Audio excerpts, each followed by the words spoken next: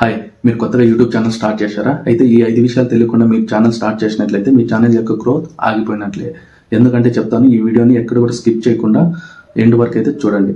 అదేమిటంటే first topic, మనం ఛానల్ను ఏ టాపిక్ మీద చేయాలి అంటే మనం వీడియోస్ ఏ టాపిక్ మీద చేయాలి.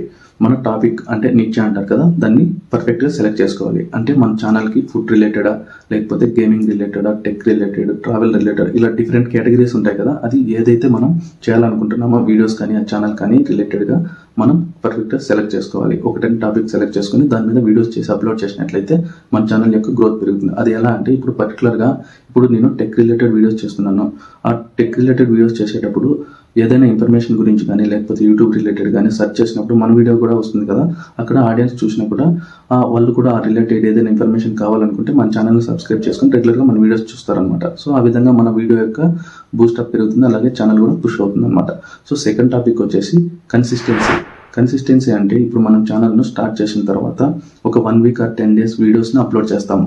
దాని తర్వాత ఒక 1 మంత్ ఆర్ 2 మంత్స్ మనము గ్యాప్ ఇచ్చిన తర్వాత మళ్ళీ ఒక 1 మంత్కి స్టార్ట్ చేసినట్లయితే, అదే వీడియోస్ అప్లోడ్ చేసినట్లయితే మన ఛానల్ యొక్క గ్రోత్ కూడా అంతగా ఉండదన్నమాట. మనం ఎప్పుడు కూడా మనం ఛానల్ని స్టార్ట్ చేసిన తర్వాత మనం ఒక వీక్లీ 2 టైమ్స్ కానీ లేకపోతే 3 టైమ్స్ కానీ వీడియోస్ని అప్లోడ్ చేస్తూ ఉండాలి. అలా అని చెప్పేసి మన ఛానల్కి మానిటైజేషన్ అయిన తర్వాత కూడా 3 మంత్స్ మనము ఎలాంటి వీడియోస్ కూడా అప్లోడ్ చేయకపోతే మన మానిటైజేషన్ అని కూడా ఆగిపోతుంది. సో అందుకే మనం కన్సిస్టెన్సీగా మనం ఛానల్ స్టార్ట్ చేసిన తర్వాత వీడియోస్ని అప్లోడ్ చేస్తూ ఉండాలి.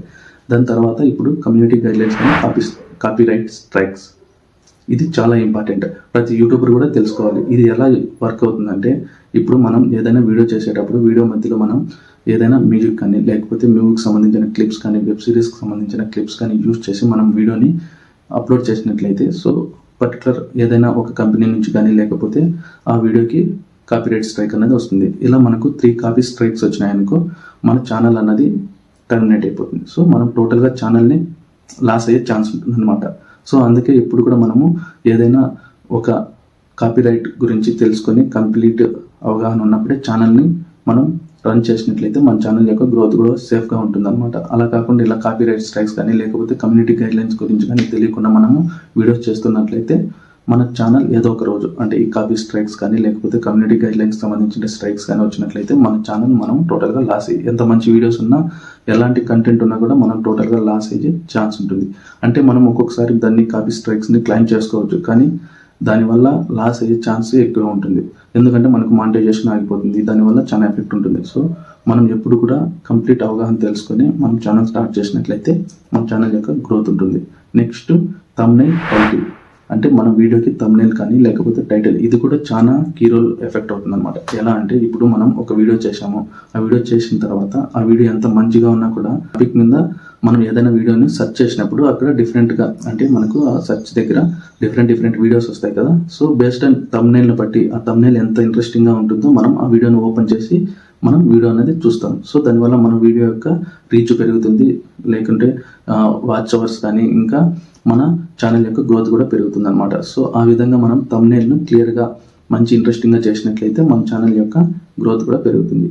నెక్స్ట్ టైటిల్ ఎలా అంటే ఇప్పుడు మనం ఒక పర్టికులర్ టాపిక్ మీద వీడియో చేసినప్పుడు దానికి రిలేటెడ్గానే మనము టైటిల్ అన్నది ఇవ్వాలి. ఇప్పుడు అలా కాకుండా ఇప్పుడు ఏదైనా టెక్ రిలేటెడ్ చేసి లేకపోతే దానికి డిఫరెంట్ ఏదైనా టైటిల్ ఇచ్చినట్లయితే మనకు ఆ వీడియో యొక్క రీచ్ అనేది తగ్గిపోతుంది. ఎలా అంటే ఇప్పుడు నువ్వు చేసిన వీడియో ఒక టాపిక్ అయ్యి ఆ టైటిల్ ఒక టాపిక్ ఇచ్చినప్పుడు ఆ సెర్చ్ చేసినప్పుడు మనం టైటిల్ ఏదైతే ఇచ్చింటామో అదే వస్తుంది అనమాట. సో అప్పుడు ఏమవుతుందంటే అంటే ఆడియన్ కానీ పర్టికులర్ ఏదైనా యూజర్ కానీ ఆ వీడియోని ఓపెన్ చేసినప్పుడు మనం టైటిల్ ఇచ్చింది ఒకటి కానీ అక్కడ ఉన్న కంటెంట్ వేరే ఉన్నప్పుడు సో ఒక 10 సెకండ్స్ ఆర్ 20 సెకండ్స్లోనే ఆ వీడియో క్లోజ్ చేసేస్తారు. కాబట్టి మనకు సిటిఆర్ కానీ ఇంకా ఎంగేజ్మెంట్ కానీ ఆడియన్స్ ఎంగేజ్మెంట్ కానీ తగ్గిపోతుంది.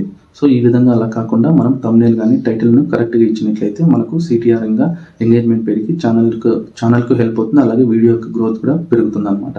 సో నెక్స్ట్ వచ్చేసి పేషెన్స్ వచ్చేసి ఇప్పుడు మనము యూట్యూబ్ ఛానల్ స్టార్ట్ చేసాము. ఛానల్ స్టార్ట్ చేసిన తర్వాత 1 మంత్ 2 మంత్స్ 3 మంత్స్ మనం వీడియోస్ అప్లోడ్ చేస్తూ ఉంటాం రెగ్యులర్గా. అలా అప్లోడ్ చేస్తున్నప్పుడు మన ఛానల్కి ఎలాంటి సబ్స్క్రైబర్స్ కానీ లేకపోతే వ్యూస్ కానీ చాలా తక్కువగా వస్తున్నాయి అనేసి మనం మధ్యలో గివ్ అప్ చేయొచ్చు. సో అలా మనకు యూట్యూబ్లో ఎప్పుడు కూడా ఇన్స్టెంట్గా సక్సెస్ అనేది రాదనమాట. అది ఎప్పుడు కూడా స్లోగా, అంటే మనం డే బై డే కొత్త థింగ్స్ లర్న్ చేసి కొత్తగా ఎడిట్ చేసి మన వీడియోస్ని మంచిగా అప్లోడ్ చేసినట్లయితే ఏదో ఒక రోజు ఒక వీడియో వైరల్ అయినా కూడా మన ఛానల్ యొక్క గ్రోత్ కానీ అలాగే మన వీడియో యొక్క గ్రోత్ కానీ పెరుగుతుంది. సో పేషెన్స్గా మనము వీడియోస్ చేస్తూ మనము అప్లోడ్ చేసినట్లయితే ఏదో ఒక రోజు సక్సెస్ అయితే వస్తుందన్నమాట. సో ఈ 5 థింగ్స్ ఇప్పుడు నేను ఏదైతే చెప్పానో ఆ 5 థింగ్స్ ఏదైతే ఉందో, టైటిల్ కానీ థంబ్నెయిల్ కానీ కన్సిస్టెన్సీ మరియు ఇంకా కాపీరైట్స్ అండ్ కమ్యూనిటీ గైడ్లైన్స్, ఈ టాపిక్ ఏదైతే మనం వీడియో చేయాలనుకుంటున్నామో ఇవన్నీ కూడా రెగ్యులర్గా ఫాలో అయ్యి కరెక్ట్గా సెట్టింగ్స్తో మనము వీడియోస్ అప్లోడ్ చేసినట్లయితే మన వీడియో కూడా వైరల్ అవుతుంది, అలాగే ఛానల్ కూడా గ్రోత్ అవుతుంది అనమాట. సో ఫ్రెండ్స్, ఇది మన వీడియో. మరిన్ని అప్డేట్స్ కోసం మన ఛానల్ని సబ్స్క్రైబ్ చేసుకోండి. మీకు ఏమైనా డౌట్స్ ఉన్నా యూట్యూబ్లో కామెంట్స్ రూపంలో తెలపండి. Thank you.